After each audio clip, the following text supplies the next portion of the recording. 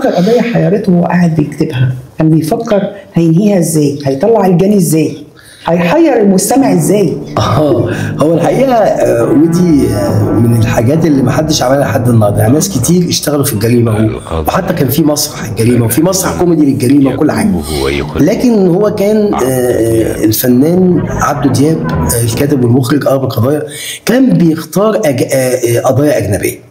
فالجريمه اللي حيرته وكان فيها مشكله جامده جدا انه ودي طبعا جرائم حقيقيه، يعني هو موضوع حقيقي وهو ممكن تبقى يعني كم جمله حقيقيين هو بيبني عليها دراما، وهو عنده ميزه انه يفهم الدراما كويس جدا. انه الجريمه دي كانت ايه اللي حيرته قوي؟ انه كان في توأم ملتصق، ودي كانت وقعت احداثها في انجلترا.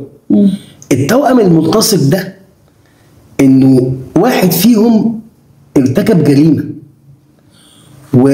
والتاني بيقول له لا، يعني هم اتنين ملتصقين ببعض. فاللي ارتكب الجريمه ده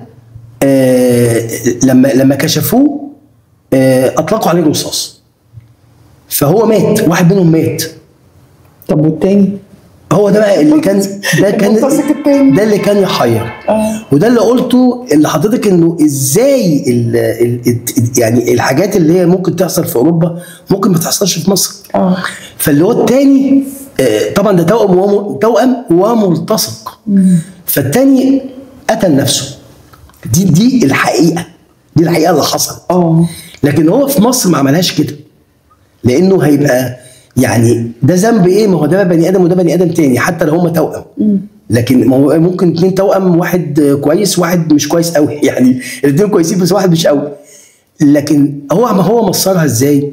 ان هو كان هما الاتنين بعضو معين زي الكبد، زي يعني بعضو واحد، فانه كان فاضل له ساعات ويموت. وعشان يدي المعنى، لانه مهم قوي في اي حاجه بنعملها، برنامج دراما وبوليسيه، مش عشان هي انا بقدم برنامج وخلاص او بقدم قضيه قتل وسرقه لا، انا عايز اقول معنى للناس. فهو عشان عايز يقول ايه المعنى هنا؟